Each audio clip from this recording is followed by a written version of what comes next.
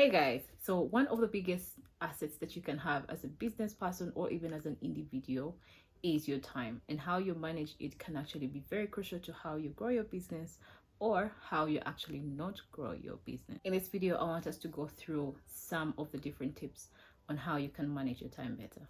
Oftentimes you will hear people saying things like, I don't have time, or I don't have enough time, or I wish I had enough time so that I could be able to finish everything that I had to do in one day. However, what you have to really see, or what you have to understand, is you absolutely own all your time, and you can choose to do with your time what you want to do with it. Now, if you actively choose to use your time to relax for the entire day, then it means you chose to relax. Or if you can actually choose to actively do something productive with your day, and that means you made an active choice to use your time to do something. If you do not have time to do something, then that means that something is probably not very important to you. So the second thing is, it's either a yes or a no.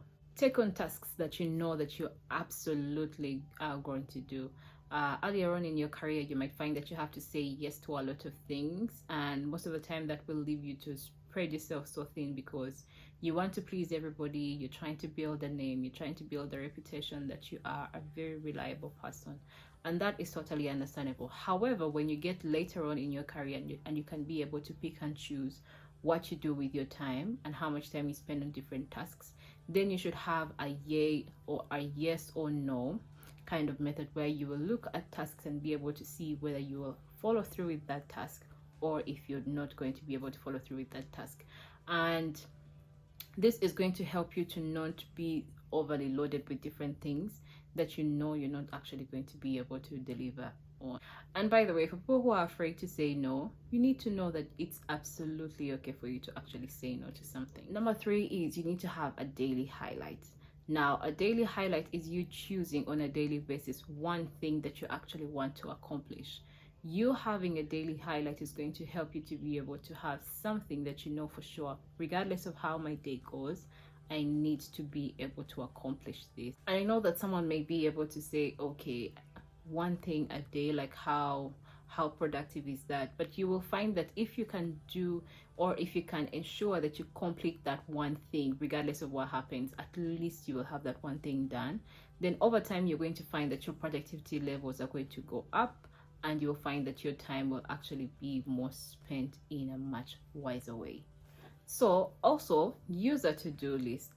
There is a general principle that says that our brain is actually meant for having ideas and not for storing them, and very many things that are going to slip through the cracks because we are not listing them down. So you'll find that you have like over 10 things to do, but because you did not list them down, every time you think of, okay, what do I need to do, there's always that one thing that pops up, so you're going to forget about all the rest, and that means that you will be falling behind on so much stuff. So whether a physical copy or a soft copy of a to-do list, you need to use the method that actually works for you the best, but make sure that you list down your task, and this is actually going to help you a lot. Another interesting thing that you can actually take up is time blocking.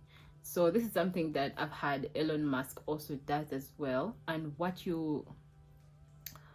it's all about is you choose a period during the day where you know you're going to be able to achieve your tasks, and then time them. So put them in your schedule. Say maybe from 5 to 7 I'm going to be able to do ABCD. From like 8 to 9 I'll be able to do ABCD.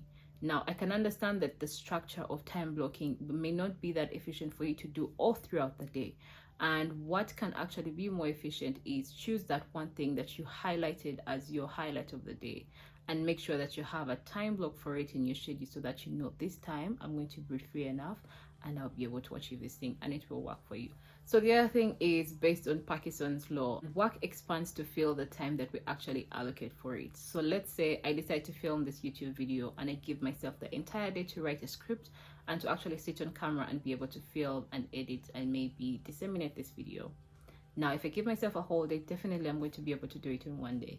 If I give myself 2 hours, then definitely I'll be able to complete that in that period. If you want to be productive, then you need to set more if you want to be more productive, then you need to set some sort of deadline, just to give you some form of structure, so that you know you're not just all over the place trying to do different things at different times without having maybe like a start date and an end date. It helps to keep you in the mindset of, okay, I need to actually get this done as soon as possible. That task is going to be out of the way, and then now you're actually open to getting more tasks that are going to help you to elevate your business.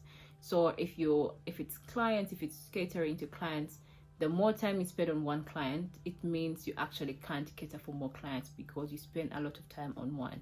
If you can allocate a shorter amount of time just for one client, then it means you will be able to take on more clients eventually. So the other thing is protected time. As an entrepreneur, as a business person, as a creative, you need to have that specific time that is set aside just for you, because when you do not have a very big team, most of the time you need to have a place where you can reset and just actually have time to yourself to think creatively, to come up with ideas that you're going to actually use to help you to grow your business.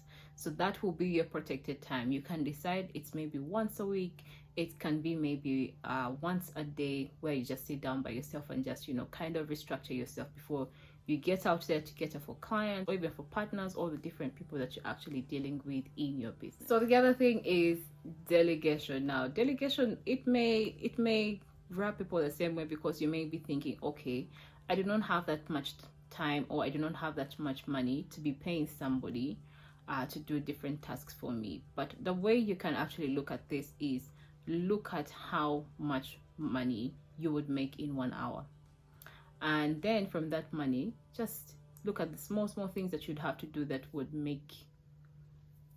are not really making a difference in your business, but would actually be taking away from you time and money. So let's say maybe cleaning the office, doing the dishes, making lunch. Those could be things that are taking away time from you and money from you during your working days.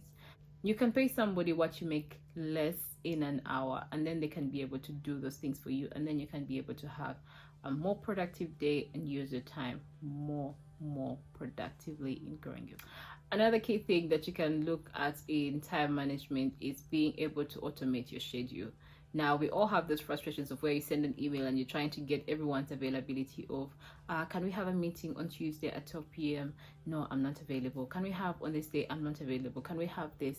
However, right now there are tools like Calendly that give you the option to be able to send your availability to people. So let's say I'm available at Tuesday 12 p.m. and maybe Wednesday at 5 p.m. I can be able to send that to people, and then from that link they can be able to choose the time and date that suits them very well to actually have a meeting. So it saves you just 20 minutes of your time being saved. You can be able to use that more productively to do other more important things. And lastly, the choice to be satisfied. Now, for people who are into productivity and time management, there's so many days that will have you feeling like, oh, I did not do enough, I didn't manage to do enough, because even as we plan, we have so many unforeseen circumstances that we can always be sure may somehow interrupt our day. So you can choose to either go home satisfied of, okay, I've been able to do enough today, or you can go home feeling dissatisfied. However, feeling dissatisfied is often going to leave you feeling very discouraged and might not be a very big boost for you the next day when you start over. So one of the things that you need to do as a business person or as an entrepreneur is just every day that you close, just feel like, you know what, I did the best I could do today, and tomorrow I'm going to do better. So those are a few tips. Thank you guys for watching. Leave a comment for me in the comment section below, and make sure that you subscribe. Thank you, and bye-bye.